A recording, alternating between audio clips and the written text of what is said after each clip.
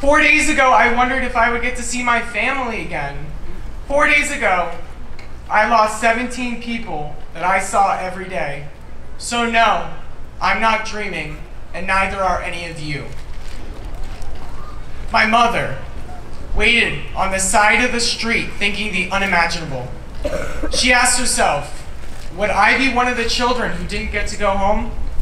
I would like to ask every politician how they would feel if their child didn't get to go home. How they would feel if they didn't get to enjoy another meal with their children.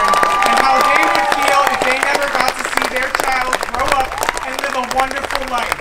And finally, I would like to ask those same politicians to ask themselves if actually doing their job and putting laws on gun safety never asks a parent to raise the question, will I ever see my child again? Here's what you can't do at the age of 18. Rent a car, purchase alcohol, adopt a child, run for president, or supervise a learner driver. But I'll tell you what you can do. Purchase a weapon of war with barely any consideration on who you are and what you plan to use it for. Can anyone see what's wrong with that? Because the people who are supposed to keep us safe definitely cannot see that. For years, legislators have ignored our cries, blaming other things like mental health issues when the only thing they have to blame is themselves. The NRA paid politicians millions, so why is their talk so cheap now? Last time I checked, this country is for the people. Isn't that who we are? Now, a little bit about my story. I was locked in a hot room with about 60 of my drama family for 2 hours. And silence was hard. It's never been Douglas's forte. Even in that closet where our very lives depended on our silence, my friends whispered consoling words. We made sure that everybody in there knew that we were here for one another, that we would get out of this safe. Our kind words have become our strength, and I am glad to say that Douglas is heard loud and clear. And we have to say that never again should a student be silenced by gunshot. Never again! Never again should anyone fear going to school or meeting with their friends.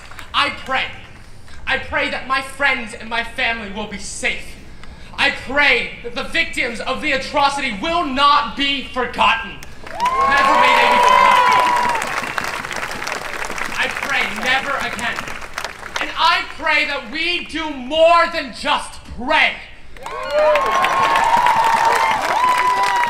I pray that we overcome our differences, that we talk to our neighbors, that you listen to the students that we have here, because we are the voices of America. We are the ones that are going to make a change. After massacres such as Columbine, Sandy Hook, and tragically many others, action had been put forth but never followed through. This is where the children of Marjory, Stoneman, and Douglas are different. We will not back down and we will not be silenced, regardless of who is going to try to make us. We can assure that their attempts will always fail. You are either with us or against us. And if you're against us, you are signing our death certificates. This is the matter of our lives. A lot of people have said, now is not the time to talk about gun control. It's the time to mourn. And you know what? I don't agree, but we'll respect that. The time is March 24th. That is the march for our lives. That is the day that things like this are going to be everywhere, are going to be bigger, are going to be just as powerful. And I need all of you to come back. All of you here, this is step one, and this is amazing. This is day one of everything. And you guys are the first people who are here making a difference. Everybody you know has a child, or is formerly a child. We need them all out here, and they all want to be out here. This is not, like Dylan said, this is not a matter of red and blue. This isn't a matter of generation versus generation. We have received support from Democrats and Republicans, not Republicans in office, but Democrats and Republicans.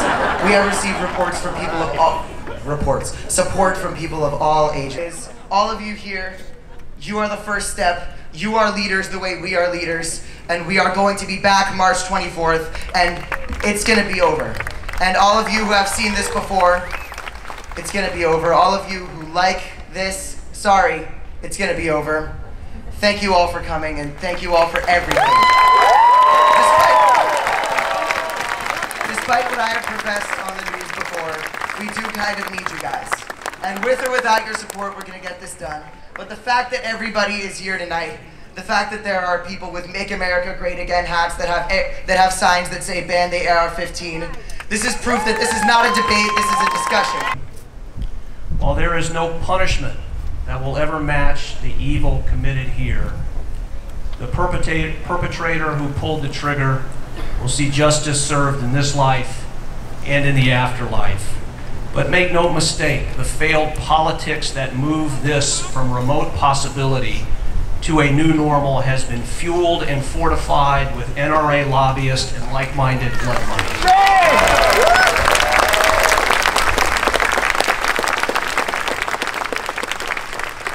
And when the news crews leave and the mothers and fathers are left with quiet streets and quiet grief, I hope the feckless politicians finally see their inaction as the failed leadership it was and remains, and they are reminded those mothers and fathers can't leave.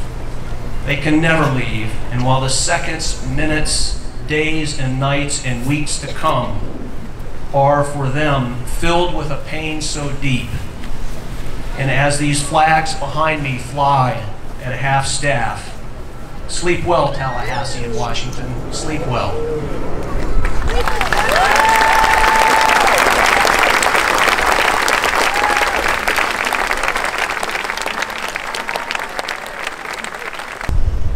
Not even in your worst nightmare do you dream that your child will be shot to death in what should be one of the safest places on earth. 17 families in Parkland are now living that nightmare. And I know all of our hearts ache for that community. And here's the thing, there are too many grieving families all over our nation because their loved ones were massacred in a place that we expected to be safe. Las Vegas, Nevada at a concert, Orlando, Florida at a nightclub, Blacksburg, Virginia at a college, Newtown, Connecticut at an elementary school, Sutherland Springs, Texas at a church, Killeen, Texas at a Luby's cafeteria, San Ysidro, California at a local McDonald's, and the list goes on. Last year there were 346 mass shootings in the United States, and guess which state led the way?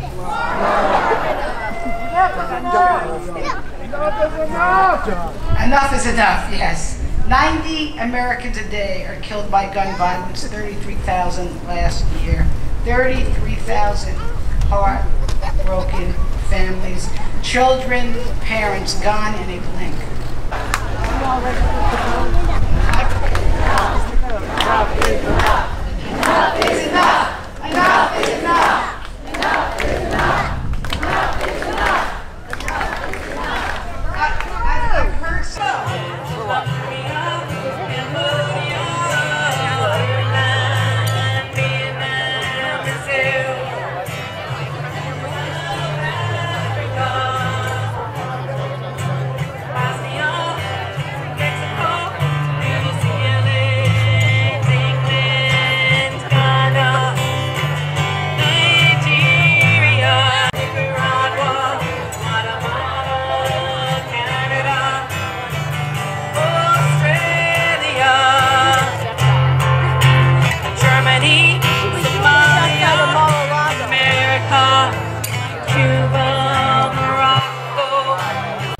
Since Sandy Hook, there have been 239 school shootings nationwide, where 438 have been shot in our schools, 138 of whom were killed in places like Townville Elementary